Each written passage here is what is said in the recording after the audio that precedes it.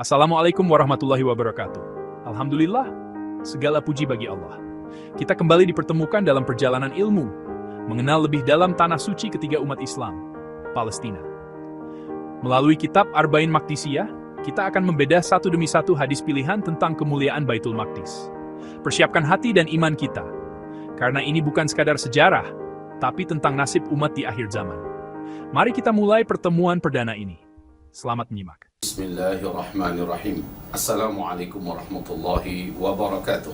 Innal hamdalillah wa syukra lah, la haula wa la quwata illa billah. Allahumma salli wa sallim ala Rasulillah habibina wa habibika Muhammadin Rasulillah sallallahu alaihi wasallam wa ala alihi wa sahbihi wa mawala wa man tabi'ahu bi ihsan ila yaumil qiyamah ba'd. Alhamdulillah, di pertemuan kita perdana ini dari kitab Arba'in Maqdisiyah, kita memulai membacakan hadisnya dan mensyarahkannya. Yang pertama, hadis Baitul Maqdis adalah tempat hijrah Nabi Ibrahim alaihissalam dan juga Nabi Lut alaihissalam. Ini judul yang pertama. Mari kita simak hadisnya, dan hadis ini diriwayatkan oleh Abu Daud dalam kitab Sunan Abi Daud, Imam Ahmad bin Hanbal dalam kitab Al-Musnad, dan Imam Al-Hakim Al-Mustadrak, Imam Al-Zahabi dan lain-lainnya. Dan mereka semua ketika mengutip hadis ini, ternyata ketika disaring saking banyaknya jalurnya sampai dalam silsilah al-hadits as-sahihah, dinobatkan oleh Syekh Al-Albani sebagai hadis yang sahih dalam kitabnya. Baik, saudara dan sahabat seiman, yang pertama mari kita simak dulu matan hadisnya. An Abdullah ibni Amr qala, dari Abdullah ibnu Amru, dia berkata, sami'tu Rasulullah sallallahu alaihi wasallam yaqul, aku mendengar langsung Rasulullah SAW berkata, satakunu hijratun ba'da hijratin, akan terjadi hijrah lagi setelah hijrah. Mari kita syarahkan dulu hadis ini ya. Akan terjadi hijrah setelah hijrah. Padahal di hadis yang lain Nabi berkata, la hijrata ba'da fath, tidak ada lagi hijrah setelah futuh.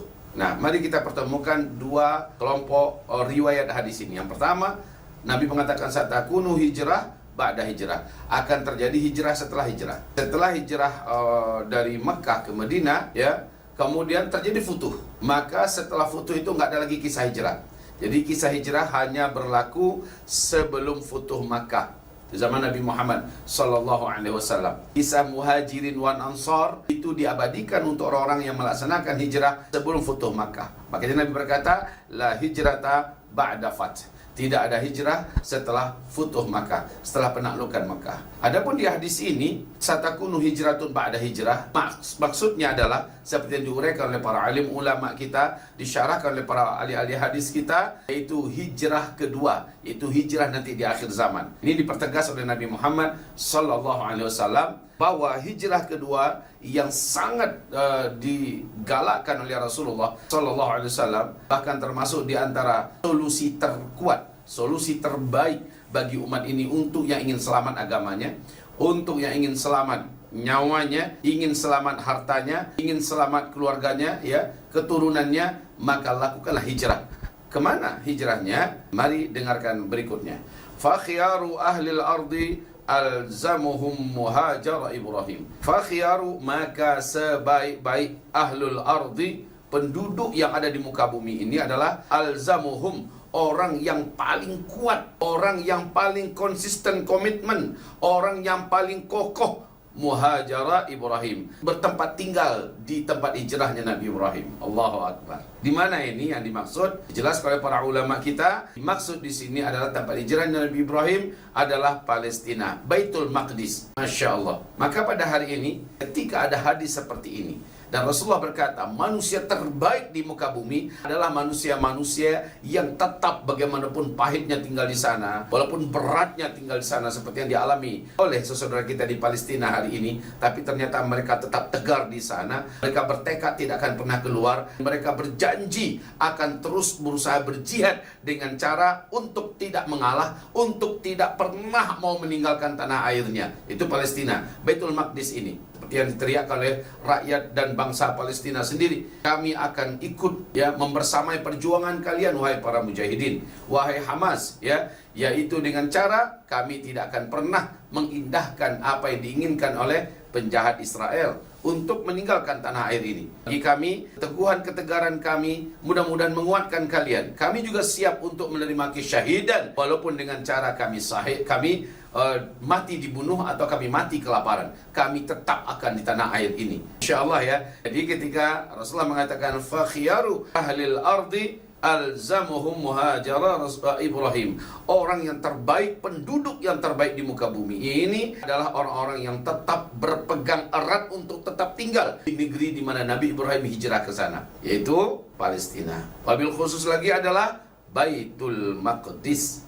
Masya Allah. Ini hadis Maqdisiyah kita yang pertama. Tapi belum selesai. Kita lanjutkan baca hadisnya. Wa yabqa fil ardi syiraru ahliha. Ketika ada orang-orang beriman dari berbagai penjuru dunia nanti datang ke sana di puncak huru-hara, di puncak petaka, dunia perang di mana-mana, bencana alam juga tidak bisa dielakkan terjadi hampir di berbagai negara, ya, kekacauan, kelaparan, keributan, chaos tidak bisa dielakkan. Untuk bisa selamat itu kecil peluangnya. Maka kata Rasulullah SAW, orang yang memang benar-benar tampil membawa dirinya, membawa nyawanya, membawa keluarganya, membawa hartanya, membawa apa yang dia bisa bawa, hijrah ke sana, meninggalkan tanah airnya, maka kata Rasulullah itulah orang terbaik. Di hadis Sahih Muslim, Rasulullah berkata, Allah Subhanahu wa taala berfirman, wahai Syam, kalian adalah bumi pilihanku, dan sesungguhnya aku akan masukkan kepadamu hamba-hamba terbaikku, dan aku akan keluarkan darimu